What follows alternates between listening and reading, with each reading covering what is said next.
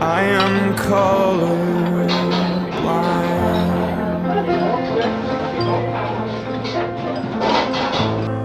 Coffee black and egg white.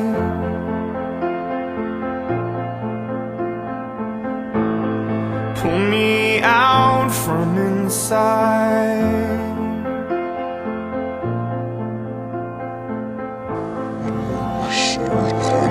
I am ready, I am ready, I am ready, I am fine.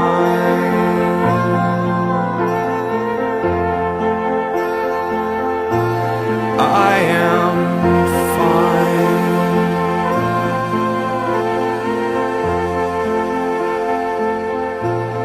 I am fine.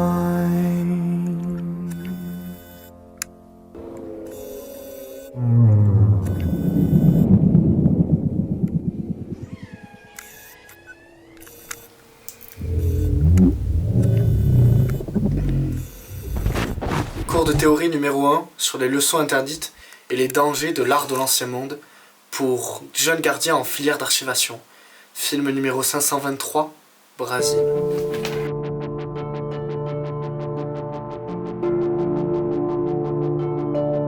Bon, puisqu'il s'agit de votre premier cours, je pense qu'il est important de vous rappeler ce que c'est un film.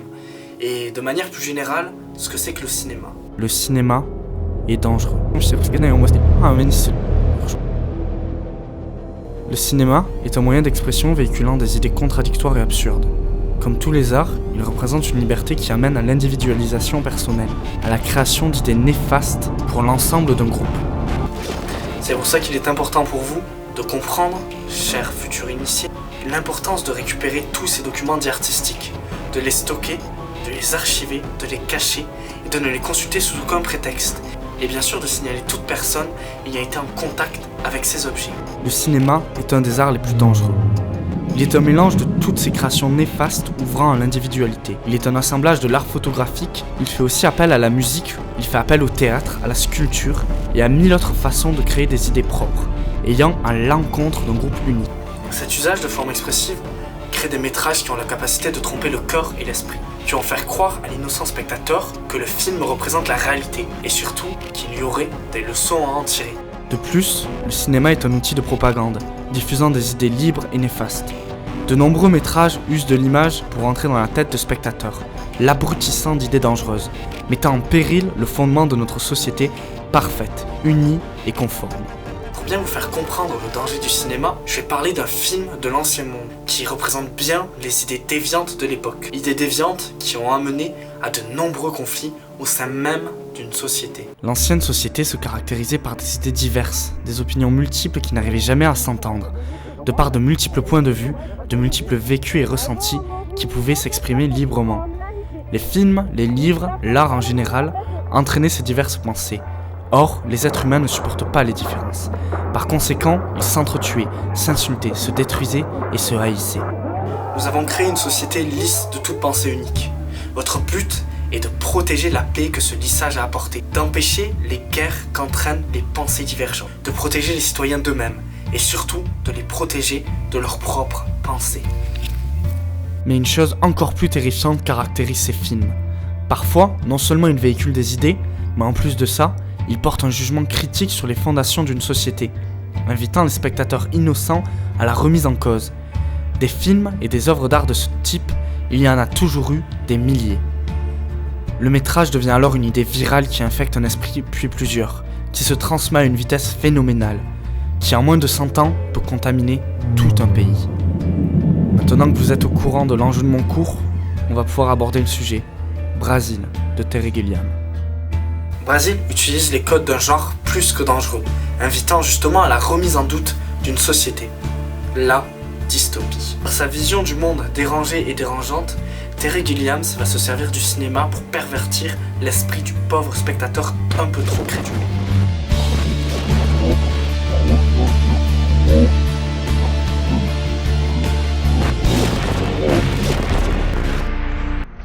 C'est du très bon boulot tout ça. Décidément, quelques menaces, ça peut changer l'esprit d'un homme. T'en penses quoi, Eugene? J'en pense que je connais Jules, c'est pas lui qu'on voit là. Je sais pas ce que vous en avez fait, mais ça semble avoir marché. C'est effrayant. Quand un esprit est trop défaillant, il faut le formater. Je suis qu'un nouveau et pourtant même moi j'ai compris ça. Bon, on relance. Négine? Qu'est-ce qui Les gars, t'arrive? il faut qu'on parle. Ange, il devient fou. Pour quelle raison? C'est Espérance. Il veut la tuer. La satire, c'est ce procédé malhonnête dont use le film pour pervertir l'esprit des spectateurs. Et alors, la satire, c'est quoi? Ben justement, t'as bien raison de me poser la question. La satire, c'est détourner malhonnêtement les fondements d'une société pour essayer d'en tirer quelques rires. Comme ça a pas l'air bien dangereux. Pourtant, par ce procédé, la satire amène le spectateur à remettre en doute ses fondements et à les mettre en péril.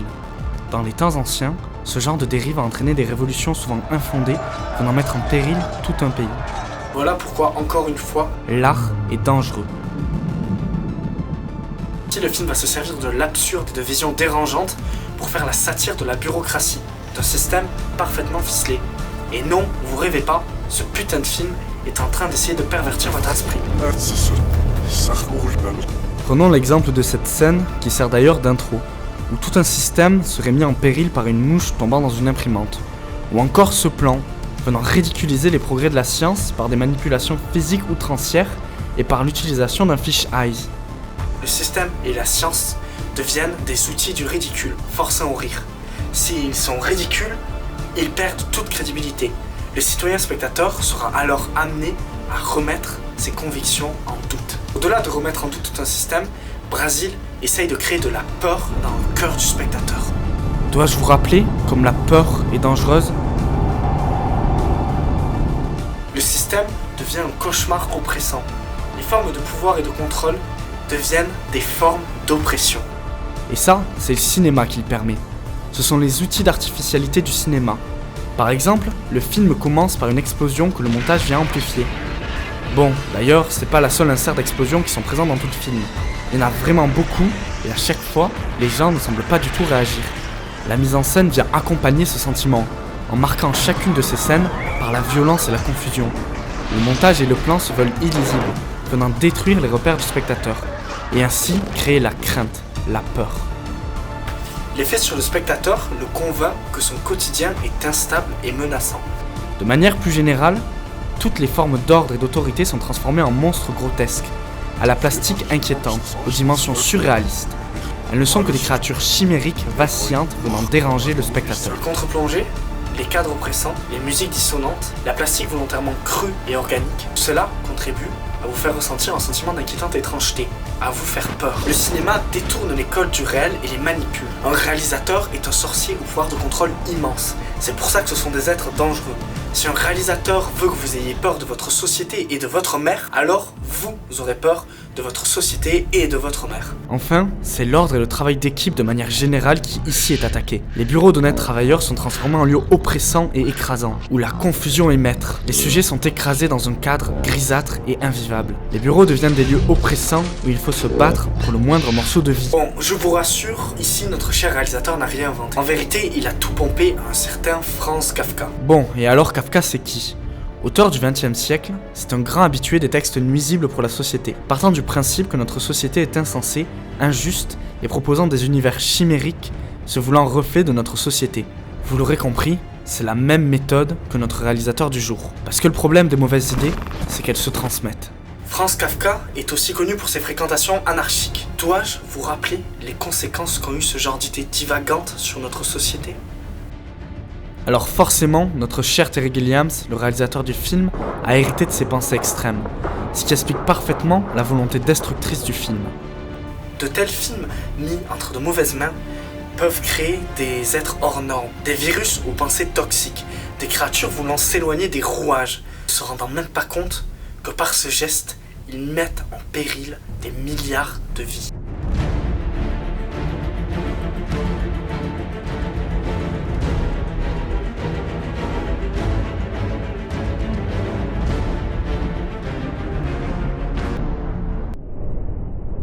Putain, comment il peut dire ça?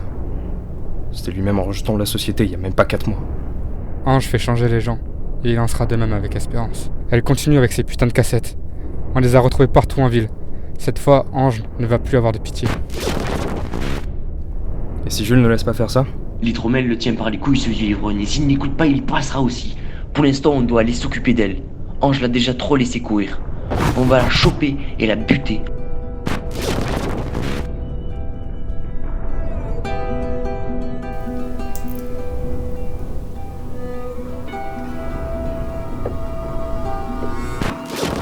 Sam Layer, le protagoniste du film, est l'exemple parfait de ce que ce genre d'idées divagantes peut faire à un esprit faible.